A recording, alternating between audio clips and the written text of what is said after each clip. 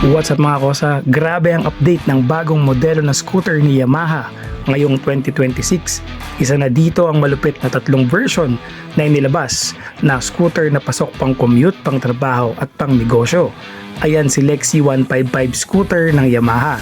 Tignan natin ang Philippine release specs at price na itong bagong nilabas ni Yamaha halos ngayon lang. Version ni Lexi 155 Standard, S version at yung Lexi 155 na Connect ABS.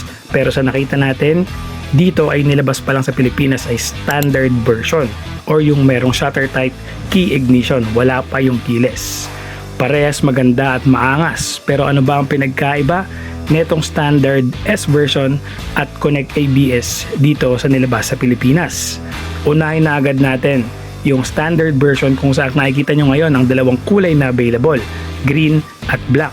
Meron itong 155.9cc, single overhead camshaft, 4-stroke at 4 valves. Yes po, 4-stroke at 4 valves na rin po itong Lexi 155.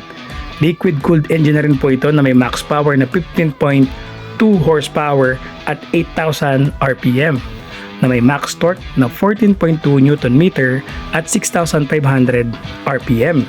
Bore and stroke 58mm by 58.7mm. Compression ratio 11.6:1 with VVA engine plus. Fuel capacity yun lang medyo mababa, 4.2 liter. Meron siyang height sa dimension natin 1,135mm at ang seat height 770mm. So pasok yan sa Filipino height. Wheelbase niya 1,350mm. Etong standard version ay meron timbang na 116 kg. At merong length na 1,970mm at lapad na 720mm. Etong tinitignan natin ngayon is actual Philippine release na po mga bossing, itong black at green. When it comes to braking power, disc brake na po ang harapan na preno netong Lexi 155, while yung likuran naman niya ay mechanical drum brake. And of course, yung kanyang design talaga namang pang tropa at pang negosyo dahil malaki ang kanyang gulay board or footboard. So doon sa braking power natin, maraming nagko-comment na bakit drum brake pa din, tapos yung harapan disc brake, BS. Pero sana disc brake na rin talaga yung likuran para naman sulit na yung presyo, di ba? Front suspension niya mga bossing nitong standard is telescopic suspension pa rin. Yung harapan na suspension nito standard pa rin naman yan. And yung sa likuran is basic spring-loaded oil damp suspension. So yun nga, yung nakita natin na S version dito sa video na to sa huli is naka-subtank na. So yun yung S version tsaka ABS version na sana lumabas din sa Pilipinas, kasi while itong video na pinapanood natin is actual release po na standard version. Hindi po siya keyless at hindi nakasubtank yung suspension sa likuran. Hindi rin gold mags yung kanyang gulong. So syempre itong version ni Lexi 155 ay meron pong tatlo na variant. Isang standard, isang S version at ABS version.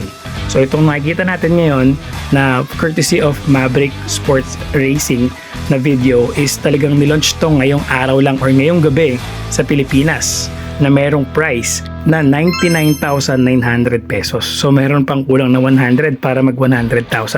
So yan po ang initial or introductory price nila sa nilabas nila ngayong Lexi 155 2026 version ng Yamaha sa Philippines. So ang Philippine release nila is standard version pa lang na may price tag na 99,900.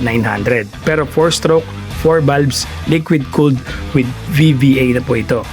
So syempre ang inaantay natin is yung mga binlag natin na S version and ABS version para kompleto na, hindi lang standard. Pero pretty soon I'm sure ilalabas niya ng Yamaha unti-unti.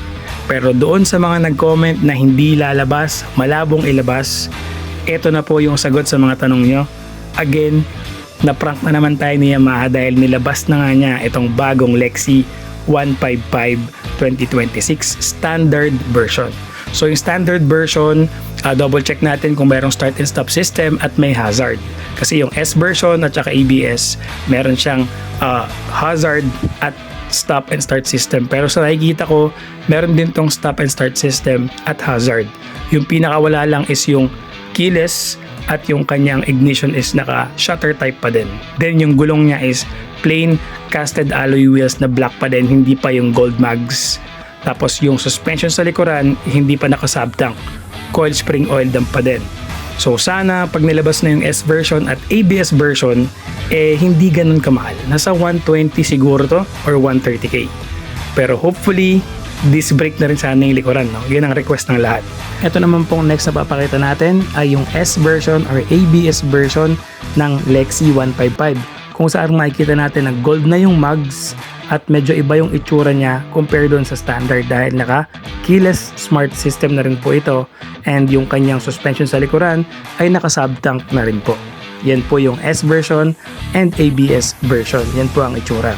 Again, na lumabas sa Pilipinas ay Lexi Standard Edition na may price tag na 99,900 pesos. Again, sa mga nag-comment sa Facebook natin sa vlog ni Kosa, mga bossing ko, lumabas na po siya ngayong gabi. So probably bukas talagang marami na magpapareserve nito at marami na rin bibili because of the gulay board sa footboard na malaki. Pero sa akin, ang opinion ko dito, sana ilabas na rin yung ABS version tsaka yung S version. Pag yun nilabas, maraming ma-excite at magiging panalong-panalo kasi ABS version plus yung kanyang mags ay napakaganda. Gold na, di ba? So once again, this is Vlog ni Kosa for another latest scooter update, Lexi 155. Dumating na po sa Pilipinas. Don't forget to subscribe, like my Facebook channel, Vlog ni Kosa. Sa mga scooter update, mauuna tayo as soon as possible hanggat may mga info tayong makukuha. Peace!